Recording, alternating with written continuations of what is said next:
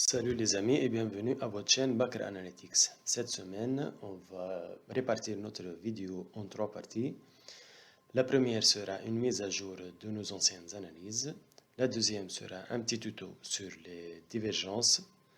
Et la troisième et dernière partie sera, comme d'habitude, une proposition d'un nouvel investissement dans un nouveau actif financier. Commençons notre mise à jour par l'action INX. Elle a clôturé sa bougie monthly au-dessus du support du biseau descendant, ce qui confirme notre hypothèse. Il y aura publication des résultats le 5 avril. On espère qu'il va contribuer à atteindre nos objectifs qui sont le 5 et le 7 euros. L'action AMX n'a pas fait grand-chose cette semaine, mais quand même, on reste sur nos positions et on vise le niveau 28. L'action Calvi, j'ai supprimé tous les ordres en cours, les ordres en attente, parce que je pense plus que le cours va retester les niveaux qu'on a dit dans les semaines dernières. Passons à l'action FCC, elle est toujours à l'intérieur de son triangle symétrique. Et on attend une cassure au niveau des 10 euros pour atteindre nos objectifs qui sont les 15 puis les 20 euros. Cet ETF FXI confirme de plus en plus notre hypothèse d'une épaule tête-épaule. C'est deux bougies de suite haussière. On attend une continuation du mouvement haussier et tentative de cassure de la neckline, puis direction vers notre objectif qui se situe autour des 42 euros. L'action SUM se dirige vers nos opérations en cours. Je vous ai dit la semaine dernière que c'est une bougie de confirmation, mais je n'ai pas acheté cette action, je l'attends ici, au 35 pour la vendre. Mais notre scénario est en cours d'exécution. Le platinium n'a pas fait grand-chose cette semaine. Il est en range. Concernant la forme drapeau, la configuration en drapeau, bon,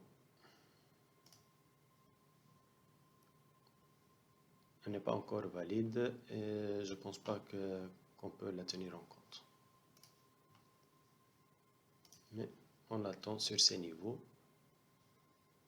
en vente et sur ce niveau en achat. La dernière analyse de la semaine dernière,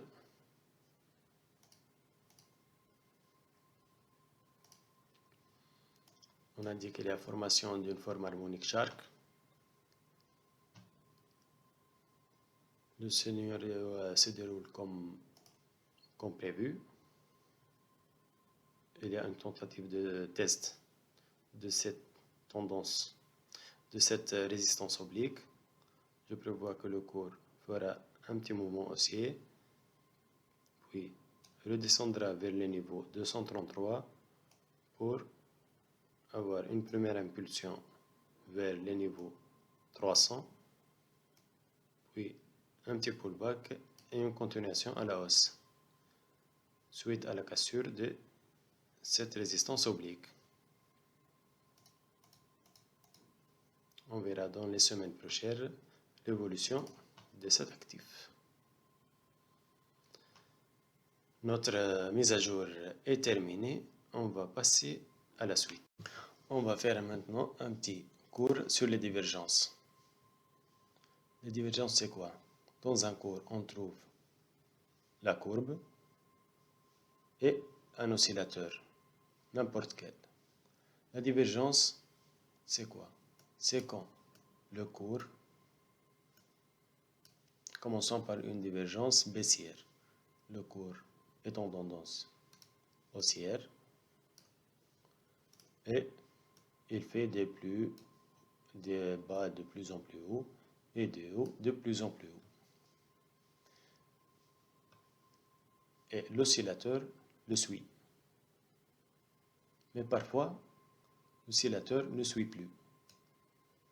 Le cours a fait un nouveau plus haut, mais l'oscillateur ne l'a pas fait.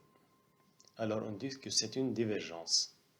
Divergence baissière parce que le cours indique qu'il y a un affaiblissement du mouvement haussier. Cette divergence se confirme à la cassure du dernier plus bas enregistré. Si le cours casse ce dernier plus bas, c'est un signal qui confirme cette divergence. Alors, comment on le traite? On a dit, il casse le dernier plus bas, on attend un petit pullback vers le niveau des 50% de ce dernier mouvement, disons par ici, on met notre sell limite ici, toute cette zone sera notre zone, sera une résistance et notre stop devra être placé au-dessus de cette zone de résistance. Je préfère toujours un stop at close, c'est-à-dire une bougie qui se ferme au-dessus de cette zone. On place notre sell limite, on attend le déclenchement de notre sell limite. Le premier objectif sera le dernier plus bas enregistré, c'est ce niveau. Le deuxième, on peut choisir, par exemple, de tracer un Fibonacci sur toute la tendance et choisir un niveau qu'on a dit, de retracement qu'on a dit dans les dernières vidéos. On peut choisir le niveau 50% de toute la tendance, le niveau 61,8, 7,86 à votre aise. C'est ça la divergence baissière, et c'est le même cas pour la divergence baissière mais à l'inverse. J'espère que c'est clair. On passe maintenant au deuxième type de divergence qui est la divergence cachée. On va, comme d'habitude, tracer une tendance haussière. Le cours fait des hauts de plus en plus hauts et des bas de plus en plus hauts.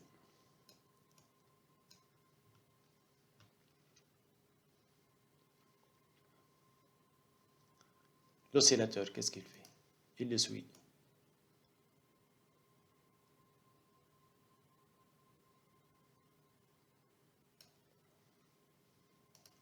Et parfois, quand le cours fait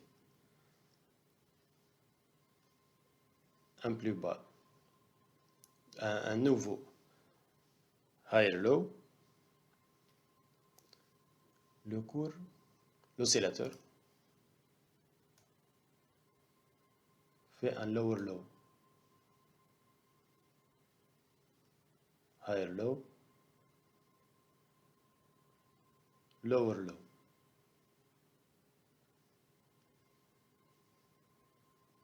Ça indique quoi? Ça indique que cet actif est survendu et que le mouvement de continuation vers la hausse est très probable. Alors on dit que c'est une divergence cachée. Il diverge. L'oscillateur dépasse le cours. Alors, comment on peut traiter ce mouvement? C'est un mouvement de continuation.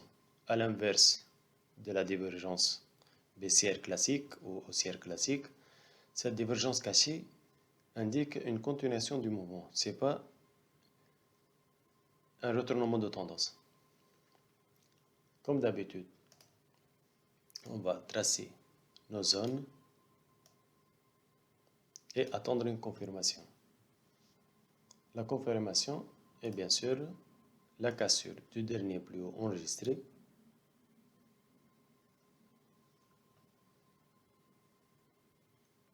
Maintenant, cette divergence et confirmer. Cacher et confirmer. On va chercher à acheter. On va acheter comme d'habitude dans la zone des 50%. Disons ici, tout ce niveau sera une zone de résistance.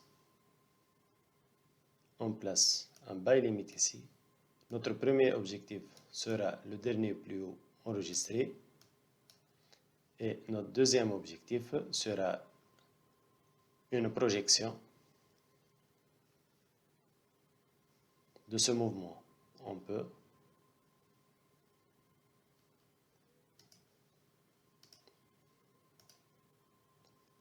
tracer une expansion de Fibonacci et chercher les niveaux clés. Notre stop sera comme d'habitude une clôture d'une bougie sous ce niveau. Et à l'atteinte de notre premier objectif, on sécurise notre deuxième position. J'espère que c'est clair. Et on a terminé notre petit tuto sur les divergences. En dernière partie de notre vidéo, je vais vous proposer un nouvel actif qui s'appelle Essential Properties Realty Trust. C'est une action américaine. Je vais répartir cette dernière partie en deux. Un cas pratique de la divergence et puis l'analyse de cet actif. On voit ici quoi? On a un autre cours, un autre oscillateur qui est l'MACD. Le cours suit une tendance haussière, puis corrige et fait un nouveau plus haut. Par contre, ici, le cours diverge. L'MACD diverge. Il ne fait pas un nouveau plus haut. C'est une divergence baissière qui indique un retournement de tendance. Comment on a dit qu'on la traite? On délimite nos zones.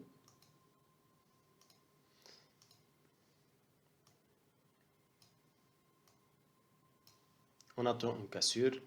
La cassure est bien sûr confirmée par une clôture. Il y a une clôture sous le niveau qu'on a tracé. On place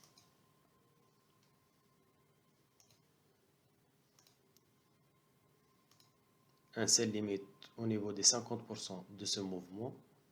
On trace tout ce mouvement. De la clôture jusqu'au dernier plus haut. Au 50%, on place notre sell limite. Notre objectif premier est le dernier plus bas. Notre deuxième objectif est les niveaux de retracement. Qu'est-ce qu'on voit ici? On voit, si on agrandit les bougies, il y a eu cassure, un retournement vers les 50% et une continuation, un inversement du mouvement vers nos objectifs. Ça, c'est la première partie de notre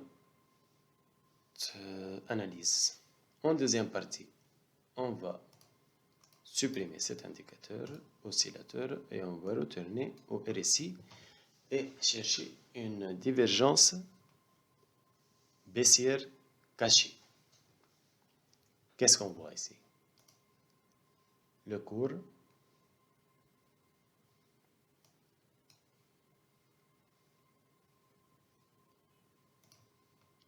suit l'oscillateur, suit les mouvements de la courbe.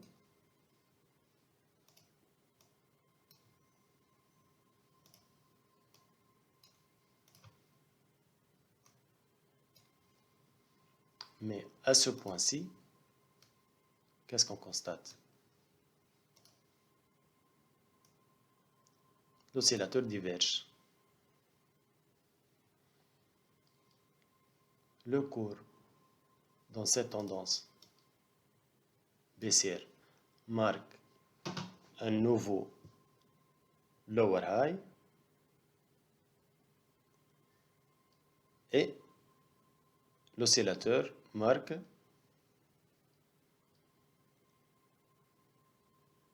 un higher low. Ça indique quoi?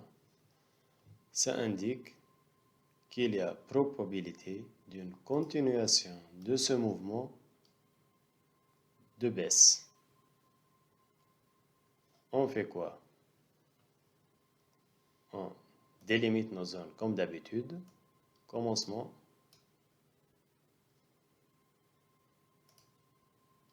Fin. On attend une cassure. On voit ici qu'il y a une clôture d'une bougie weekly sous le niveau qu'on a tracé. C'est une confirmation. On va chercher maintenant à vendre cet actif et avoir comme premier objectif ce niveau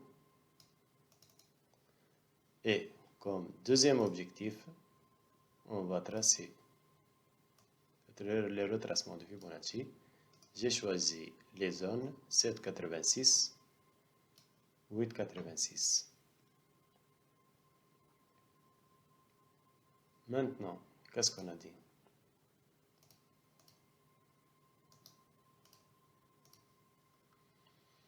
On a dit qu'on attend la cassure. La cassure a été faite.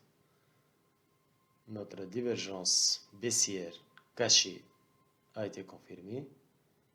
On va vendre au niveau des 50% de tout ce mouvement. Les 50% sont par ici. J'ai déjà vendu. Notre stop loss sera une clôture weekly, puisque le signal est weekly. Une clôture weekly au-dessus de ce niveau. Notre premier objectif sera le dernier plus bas enregistré, qui est la zone des 19 €. Notre deuxième objectif sera le niveau de retracement de Fibonacci 8,86, 7,86, la zone 7,86, 8,86, qui se situe aux alentours des 15 €.